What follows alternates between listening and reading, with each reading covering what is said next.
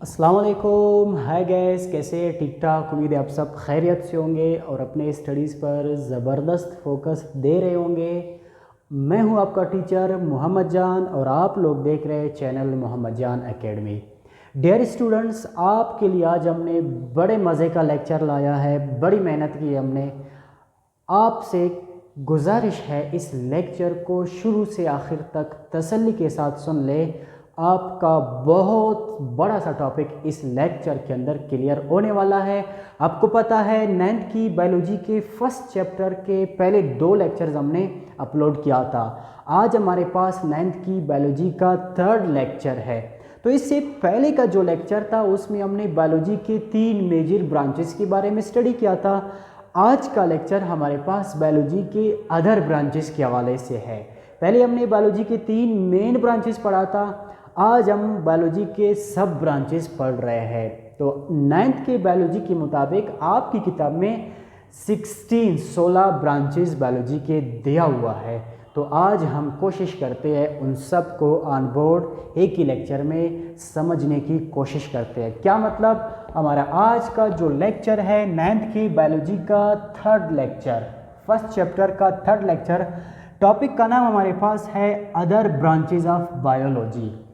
पहले 3 हमने पढ़ा था, आज अदर ब्रांचेस पढ़ेंगे, सब ब्रांचेस पढ़ेंगे। तो आपकी किताब में 16 ब्रांचेस दिया हुआ है। हम यक बयक हर एक को स्टडी करते हैं इस वीडियो के अंदर, तो आपकी तवज्जो चाहता हो। सबसे पहला जो ब्रांच हमारे पास मौजूद है उसको हम कहते हैं मॉर्फोलॉजी। पहला ब्रांच हमारे पास है मॉर्फोलॉजी।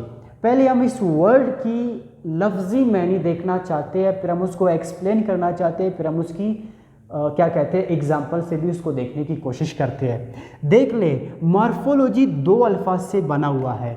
एक लफ्ज़ हमारे पास है मॉर्फ और लॉजी। आपको पता है लॉजी का मतलब है स्टडी करना, पहले वाले लेक्चर में हमने डिस्कस किया था। तो हमारे पास मॉर्फोलॉजी बना हुआ है मॉर्फ से, और मॉर्फ का मतलब है शेप या फॉर्म। हम कहते हैं शिकल, ज़ायरी साख्त, मतलब किसी चीज़ का शिकल, शेप कैसा है। तो क्या मतलब? किसी जानदार की ज़ायरी शिकल के बारे में पढ़ना, उसकी बनावट के बारे में पढ़ना, उसकी शेप के बारे में पढ़ना, फॉर्म के बारे में पढ़ना, एक कहलाता है बायोलॉजी का एक ब्रांच मॉर्फोलॉजी कहलाता है। देखते हैं डेफिनेशन क्या है। The scientific study of forms and shapes of the organisms और देयर बॉडी पार्ट्स। किसी जानदार की बैरूनी साख्त या किसी जानदार के किसी बॉडी पार्ट का, किसी आर्गन का ज़ाहिरी साख्त का स्टडी बायोलॉजी के ब्रांच कहलाता है मॉर्फोलॉजी। पहले एक दफ़ा फिर देख ले। The scientific study of forms and shapes of the organisms और their body parts is called morphology. तो इस डायग्राम को देख ले, मैंने आपके लिए हार्ट का डायग्राम लाया हुआ है। आप एज अ होल पूरी जानदार की ज़ाहिरी शक्ल सूरत के बारे में पढ़ते हैं तब भी मॉर्फोलॉजी कहलाता है। आप किसी आर्गन का शेप पढ़ते हैं तब भी मॉर्फोलॉजी कहलाता है। तो इस डायग्राम में आपके लिए मैंने लिखा है मॉर्फोलॉजी। अभी यहाँ पे हमने ह्यूमन हार्ट को उठाया है। ह्यूमन हार्ट का हम इस डायग्राम में ज़ाहिरी साख्त पढ़ रहे हैं, उसका शेप पढ़ रहे हैं कि किस शेप में है, इंसान के मुट्ठी के शेप में है, तो ये मॉर्फोलॉजी हो गया। हम इसका कलर देख रहे हैं तो इसका रेड कलर है, डार्क रेड कलर है, तो ये भी इसका ज़ाहिरी साख्त हो गया, फॉर्म हो गया, शेप हो गया। फिर हम कहते हैं इसके ऊपर एक झिल्ली है जिसको हम कहते हैं पेरिकार्डियम। तो ये सारे के सारे उसकी बैरूनी साख्त के अंदर आ गए, उसकी शेप के अंदर आ गए। तो किसी आर्गन की या ऑर्गेनिज्म की बैरूनी साख्त के बारे में पढ़ना मॉर्फोलॉजी कहलाता है। तो उम्मीद है आपको मॉर्फोलॉजी अच्छी तरह समझ आ गया होगा। बायोलॉजी का जो दूसरा ब्रांच है वो है एनाटॉमी। इस वर्ड को देख ले। एनाटॉमी 2 अल्फाज से बना हुआ है। पहला वर्ड है आपके पास एना। एना का मतलब अप, ऊपर। दूसरा वर्ड है आपके पास टोमी या टोमा। टोमा का मतलब है टू कट, मतलब किसी जानदार को ऊपर से काट लेना, डाइसेक्ट करना, या फिर किसी आर्गन को ऊपर से काट लेना, डाइसेक्ट करना। जब आप किसी जानदार को या उसकी बॉडी के किसी आर्गन को डाइसेक्ट करते हैं तो क्या मतलब? आप उसके इंटरनल स्ट्रक्चर तक पहुंच जाते हैं। तो आप जब किसी जानदार के अंदरूनी स्ट्रक्चर या उसके आर्गन के अंदरूनी स्ट्रक्चर के बारे में पढ़ते हैं तो बायोलॉजी का ब्रांच कहलाता है एनाटॉमी। देखते हैं explanation. The study of the internal structures, the study of the internal structures of living things or their body parts. किसी जानदार के अंदरूनी स्ट्रक्चर का मुताला करना ये एनाटॉमी कहलाता है। अब देख ले, हमने अर्थ की, दिल की बाहरी साख्त के बारे में पढ़ा, शेप के बारे में पढ़ा, वो मॉर्फोलॉजी कहलाया। अभी हमने अर्थ को क्या किया, डायसेक्ट किया। एनाटॉमी आपको खुद कहता है काट लेना, तो हमने अर्थ को काट लिया तो हम अर्थ की अंदरूनी स्ट्रक्चर तक पहुंच गए। अभी हमारे सामने हर चीज़ वाज़े है, हमें साफ नज़र आता है कि इंसान के दिल के 4 खाने हैं, फिर यहाँ पे हमें वॉल्व्स नज़र आते हैं और यहाँ से हमें हर चीज़ का पता चलता है कि हार्ट का अंदरूनी स्ट्रक्चर क्या है।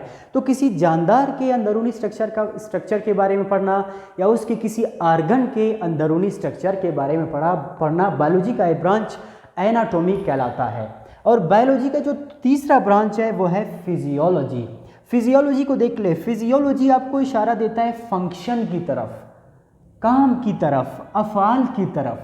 क्या मतलब, अभी ये तीनों ब्रांचेस बड़े मज़े से एक दूसरे के साथ लिंक है। पहले आप किसी चीज़ की ज़ाहिरी साख्त के बारे में पढ़ते हैं, वो कहलाता है मॉर्फोलॉजी। फिर आप उसके अंदरूनी स्ट्रक्चर के बारे में पढ़ते हैं, फिर वो कहलाता है एनाटॉमी। फिर फिजियोलॉजी का मतलब क्या है, the study of function of the different parts of body. किसी ऑर्गेनिज्म के डिफरेंट पार्ट्स का, डिफरेंट ऑर्गन्स का फंक्शन पढ़ना, फंक्शन के बारे में स्टडी करना बायोलॉजी के ब्रांच मॉर्फोलॉजी फिजियोलॉजी कहलाता है। देख ले, हमने हार्ट का ज़ाहिरी साख्त पढ़ा, मॉर्फोलॉजी कहलाया, अंदरूनी साख्त पढ़ा तो ये एनाटॉमी कहलाया। और अगर हम अर्थ की फंक्शन के बारे में पढ़ते हैं, देखते हैं कि ऑक्सीजनेटेड ब्लड किधर से आता है, कहाँ जाता है, किधर साफ होता है, मतलब आप पूरे का पूरा अर्थ की फंक्शन के बारे में स्टडी करते हैं तो क्या मतलब आप क्या कर रहे हैं, अर्थ की फिजियोलॉजी पढ़ते हैं। तो ये हो गए बायोलॉजी के 3 ब्रांचेस। उम्मीद है आपको अच्छी तरह समझ आ गया होगा। अब हम बढ़ते हैं चौथे ब्रांच की जानिब। देख ले, चौथा ब्रांच हमारे पास बायोलॉजी का है एम्ब्रियोलॉजी। एम्ब्रियोलॉजी ब्रैकेट में मैंने लिखा हुआ है एम्ब्रियो। क्या मतलब, स्टडी अबाउट एम्ब्रियो। एम्ब्रियो कहते किसको है, चलो इस चीज़ को देखते हैं। देख ले, हमारे पास जानदार ऑर्गेनिजम्स अक्सर जोड़ी की शक्ल में होते हैं, नर और मादा। फिर क्या होता है, जो आपके पास नर है, मेल है, वो स्पर्म देता है और मादा क्या करता है, एग देता है। फिर एग और स्पर्म मिलते हैं, आधे आधे सेल जब मिलते हैं तो इनके मिलने से एक सेल बनता है। सबसे पहला सेल बनता है जो एक पूरा सेल है, इस सेल को हम कहते हैं जाइगोट। जो पहला सेल है इस जाइगोट कहलाता है। अभी क्या होता है, पहले वाले लेक्चर में हमने कहा था सेल की खासियत क्या है, सेल्फ रिप्लिकेट करता है, 1 से 2 में तकसीम होता है। तो जाइगोट एक सेल था, सबसे पहला सेल था जो जानदार का इब्तिदा था। अभी 1 से 2 में तकसीम हो गए, 2 से 4 में, 4 से 8 में, बहुत सारे सेल का गुच्छा बन गया। फिर यही सेल इसके अंदर डेवलपमेंट होती है। इसके अंदर जब डेवलपमेंट होती है फिर ये एक जानदार बनता रहता है, एक लिविंग थिंग बनता रहता है या एक इंडिविजुअल बन जाता है। तो जब ये इस प्रोसेस से गुजर जाता है, बहुत सारे सेल्स एक साथ मिल जाते हैं, इसको हम कहते हैं एम्ब्रियो।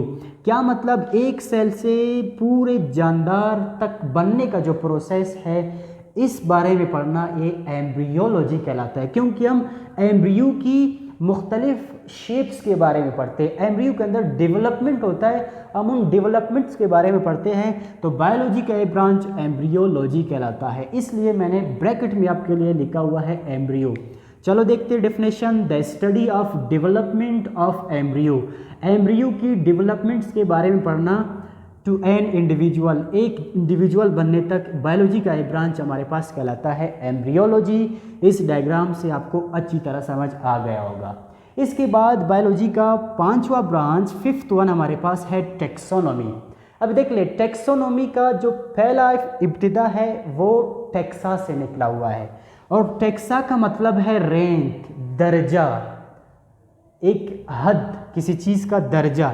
तो क्या मतलब जानदारों का दर्जे के साथ क्या ताल्लुक़ है? अभी देख ले, जानदार बहुत सारे किस्म के होते हैं। कुछ जानदारों को हम एक दर्जे में रखते हैं, कुछ को दूसरे दर्जे में रखते हैं। मतलब मुख्तलिफ रैंक्स है हमारे पास, जानदारों के मुख्तलिफ ग्रुप्स है। तो बायोलॉजी का एक ब्रांच हमारे पास टैक्सोनॉमी कहलाता है, क्योंकि हम मुख्तलिफ टैक्सास बनाते हैं, मुख्तलिफ ग्रुप्स बनाते हैं, हर ग्रुप में मुख्तलिफ जानदार रखते हैं जिनकी खसूसियात एक जैसे होते हैं। तो बायोलॉजी का एक ब्रांच टैक्सोनॉमी कहलाता है। देखते हैं definition. The study of identification, naming and classification of organisms into different groups and सब ग्रुप्स इज कॉल्ड टैक्सोनॉमी। जानदारों को मुख्तलिफ ग्रुप और सब ग्रुप में डिवाइड करना, उनकी सिमिलरिटीज़ और डिफरेंसेस की बुनियाद पर, तो बायोलॉजी का एक ब्रांच हमारे पास कहलाता है टैक्सोनॉमी। इसके बाद बायोलॉजी की एक ब्रांच है हमारे पास पैलियंटोलॉजी। पैलियन का मतलब है, यहाँ पे मैंने लिखा हुआ है रिमेनिंग्स, बकायाजात, फॉसिल्स, या हम उर्दू में कहते हैं रुकाजात। फॉर एग्ज़ाम्पल, बहुत साल पहले बड़े बड़े ट्रीज़ थे, वो ट्रीज़ ज़मीन में दब गए, आजकल हमें कोल के फॉर्म में मिलते हैं। अब देख ले, एक जानदार था ना, ट्री एक जानदार था, उसके बकायाजात ज़मीन में दब गए। अभी हम उन बकायाजात को उठाते हैं, मालूम करते हैं इसका उम्र क्या है, एक कब का है, कौन सा प्लांट है, या तो फिर हमें कहते हैं कौन सा जानवर है, कौन सा एनिमल है। उसका बकायाजात जब हमें मिल जाते हैं, उसके फॉसिल्स जब मिल जाते हैं, तो हम एक हड्डी को उठा के हम उसको डेटिंग के थ्रू उसका उम्र भी मालूम करते हैं। क्या मतलब, हम किसी जानदार के बकायाजात से उसके बारे में मालूमात हासिल करते हैं, स्टडी करते हैं। तो बायोलॉजी की ब्रांच हमारे पास कहलाता है पैलियंटोलॉजी। पैलियंटोलॉजी का मतलब क्या है? द स्टडी ऑफ फॉसिल्स, जानदारों की बकायाजात के बारे में पढ़ना जो बहुत साल पहले मर गए हैं।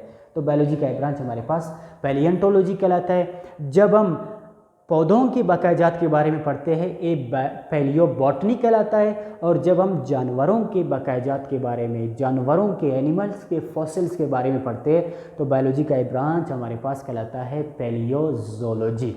यहाँ तक आपको उम्मीद है समझ आ गया होगा। इसके बाद हम चलते हैं 7th ब्रांच की तरफ। 7th वन हमारे पास है सेल बायोलॉजी। तो आपको बड़े आसानी के साथ समझ आ गया होगा सेल बायोलॉजी का मतलब क्या है।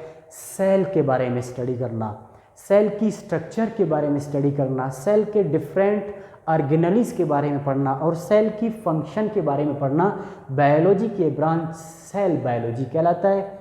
और सेल बायोलॉजी को एक और नाम से भी पुकारते हैं जिसको हम कहते हैं cytology.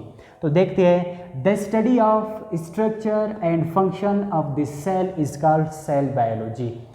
It is also called cytology. Cell biology को एक और नाम से पुकारते हैं जिसको हम कहते हैं साइटोलॉजी। उम्मीद है आपको साइटोलॉजी भी समझ आ गया होगा। 8th वन हमारे पास है हिस्टोलॉजी। यहाँ पे चीज़ समझने की है। देखते हैं, हमारे पास एक सेल है, this is one of the cell. ये हमारे पास एक सेल है। हमने कहा था सेल के अंदर तकसीम होने की सलाहियत मौजूद होता है। सेल खुद ब खुद 1 से 2 में तकसीम होता है। तो एक सेल था, 1 से 2 में तकसीम हो गए, फिर ये सेल भी 2 में तकसीम हो गया, ये सेल भी 2 में तकसीम हो गया। क्या मतलब, एक सेल 1 से 2 बन गया, फिर 2 से 4 बन गए, 4 से काफ़ी ज़्यादा सेल्स हमारे पास बन गए। सेल का हमारे पास कलेक्शन आया। तो सेल के कलेक्शन को, खुलियों के मजमूए को क्या कहते हैं? टिश्यू कहते हैं। खुलिये के मजमूए को या सेल्स के मजमूए को, कलेक्शन को कहते हैं टिश्यू। और ग्रीक लैंग्वेज में इसके लिए, टिश्यू के लिए वर्ड इस्तेमाल होता है स्टोज। स्टोज का मतलब क्या हुआ? टिश्यू हुआ। तो खुद ब खुद आपको समझ आ जाएगा, अगर स्टोज टिश्यू को कहते हैं तो हिस्टोलॉजी का मतलब क्या हुआ? स्टडी अबाउट टिश्यू, टिश्यूज़ के बारे में पढ़ना। ये बायोलॉजी का ब्रांच हिस्टोलॉजी कहलाते हैं। देखते हैं इस चीज़ को। The study about tissues is called histology. Tissue के बारे में पढ़ना, सेल्स के मजमूए के बारे में पढ़ना, बायोलॉजी के ब्रांच हमारे पास कहलाता है हिस्टोलॉजी। अभी हम बढ़ते हैं 9th वन की तरफ। हमारे पास जो 9वां ब्रांच है बायोलॉजी का वो है पैरासिटोलॉजी। What is parasitology? देखते इस चीज़ को। The study about parasite and their effect on organism. Parasite के बारे में पढ़ना और उसका जानदारों के ऊपर क्या असरात होता है इस बारे में पढ़ना। बायोलॉजी का एक ब्रांच पैरासिटोलॉजी कहलाता है। ये आपको समझ नहीं आया क्यों? आपको अभी तक पैरासाइट का नहीं पता है तो पैरासिटोलॉजी आपको अच्छी तरह भी समझ नहीं आएगा। पैरासाइट कहते हैं किसको? इस चीज़ को हम देखते हैं।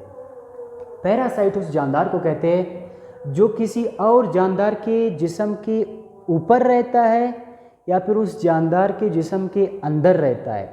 सिर्फ रहता नहीं, उस जानदार से अपना खुराक भी लेता है और साथ साथ उसको नुकसान भी पहुंचाता है, उसके अंदर डिजीज़ भी काज करता है। ऐसे एजेंट को कहते हैं पैरासाइट। क्या मतलब?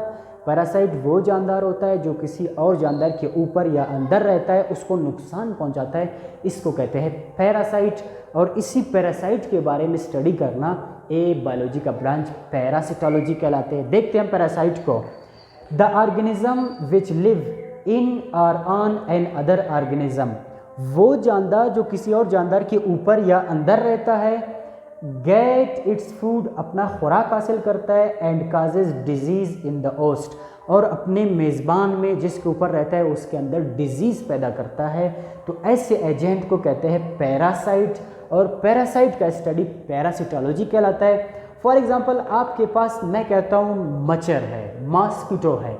मॉस्किटो खैर रहता तो नहीं हमारे जिस्म में, हमारे जिस्म पे जब बैठता है तो हमें काट लेता है, हमारे जिस्म से खून हासिल करता है, अपना खुराक ले लेता है मॉस्किटो, और बदले में हमें नुकसान पहुंचाता है। क्या नुकसान पहुंचाता है? जब मॉस्किटो मच्छर हमारे जिस्म से खून ले लेता है तो उसके थूक के थ्रू हमारे जिस्म के अंदर, हमारे ब्लड के अंदर एक और जरासीम शामिल होता है जिसको हम कहते हैं प्लाज्मोडियम।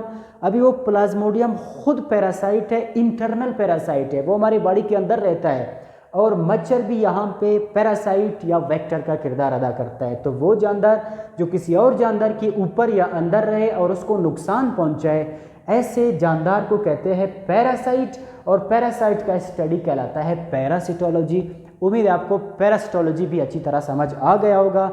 9 ब्रांच तक हमने स्टडी किया। इसके बाद कुछ ब्रांचेस है बहुत छोटे छोटे, यहाँ पे इतना एक्सप्लेनेशन की ज़रूरत नहीं है, फिर भी हम देखते हैं। हमारे पास है इन्वायरमेंटल बायोलॉजी।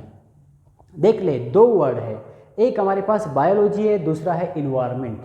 क्या मतलब? जानदार जिस माहौल में रहता है, जिस इन्वायरमेंट में रहता है, उस जानदार का और उस माहौल के बीच इंटरेक्शन होता है, एक ताल्लुक़ होता है।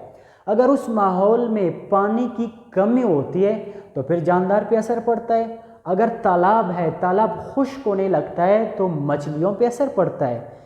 या फिर किसी और माहौल में टेम्परेचर बढ़ जाता है, वहाँ के माहौल में जानदार के सिस्टम्स में तगय्युर आता है, तब्दीली आता है। तो क्या मतलब हुआ?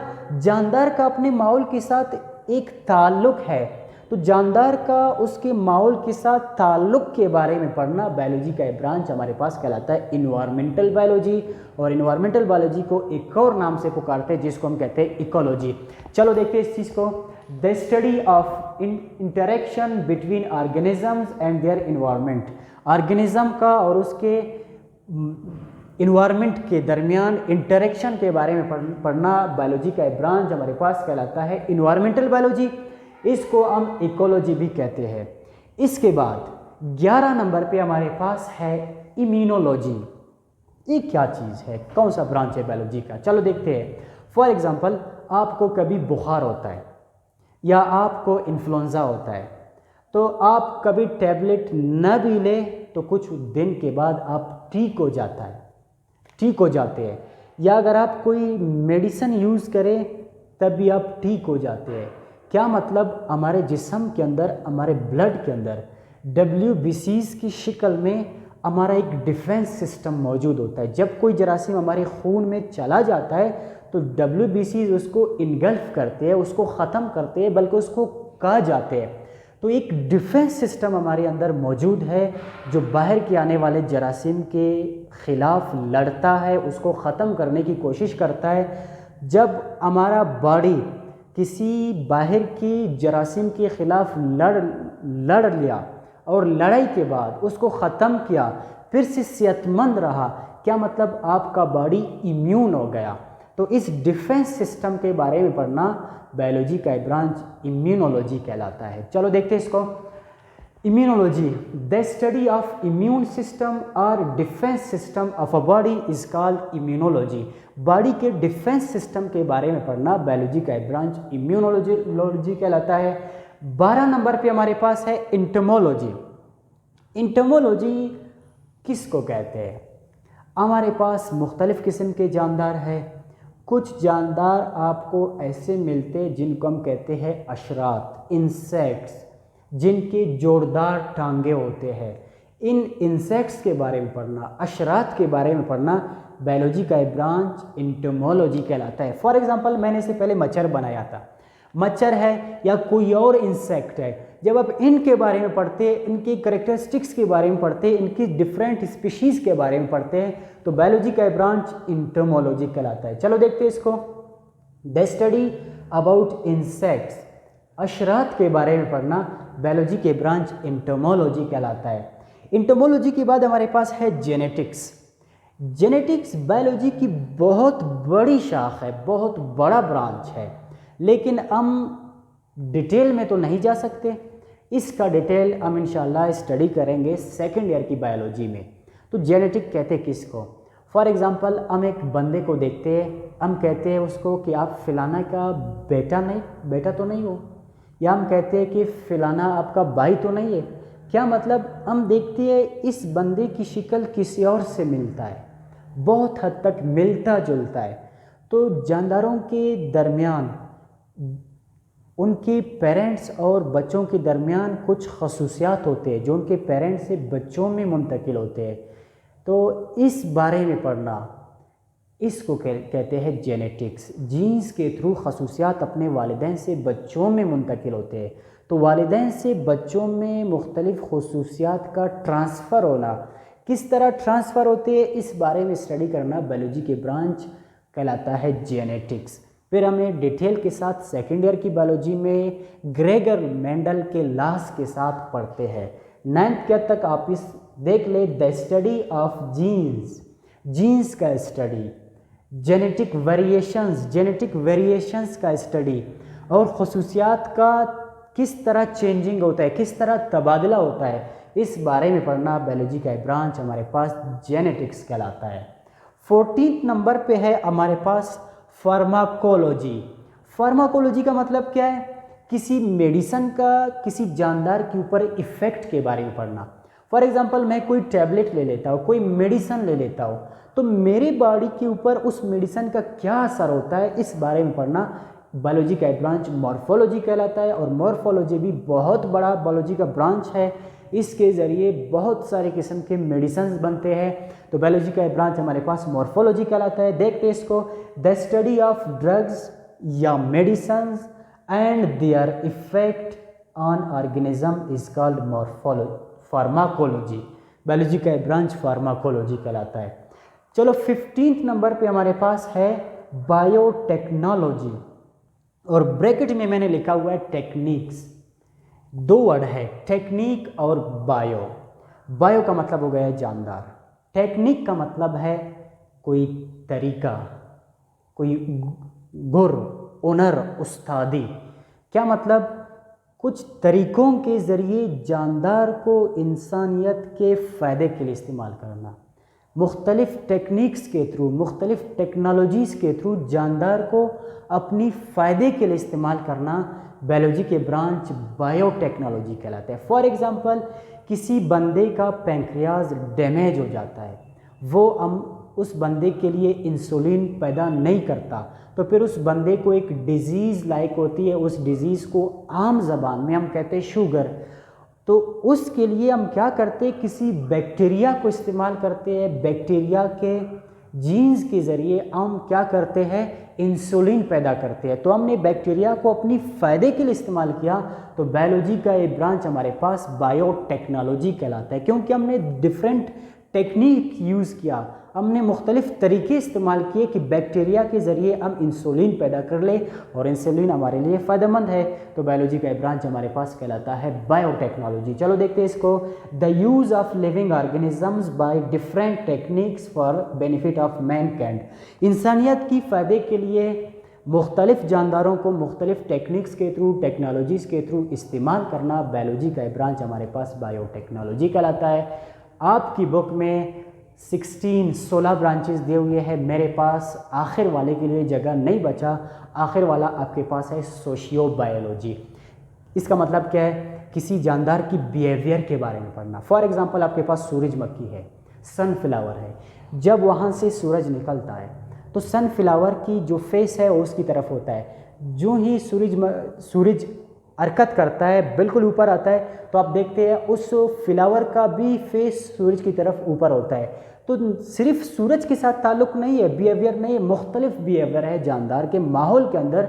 तो इस बारे में पढ़ना बायोलॉजी का एक ब्रांच सोशियोलॉजी कहलाता है, जिसको मैंने बोर्ड पे नहीं लिखा हुआ है। तो उम्मीद है आपको बायोलॉजी की 16 ब्रांचेस अच्छी तरह समझ आ गया होगा। आपको अगर डेफिनेशन का मसला हुआ, मैंने बहुत छोटा लिखा है इसमें, आप इसको स्टॉप करके इसका स्क्रीनशॉट लेके इसको जूम कर सकते हैं। आपको बड़ी आसानी के साथ इनके डेफिनेशंस, एक्सप्लेनेशन और डायग्राम सब कुछ मिल जाएगा। उम्मीद है आपको आज का लेक्चर समझ आ गया होगा। 4th लेक्चर तक के लिए आपसे इजाज़त चाहता हूँ। अपना ख्याल रखिएगा। अल्लाह हाफ़िज़।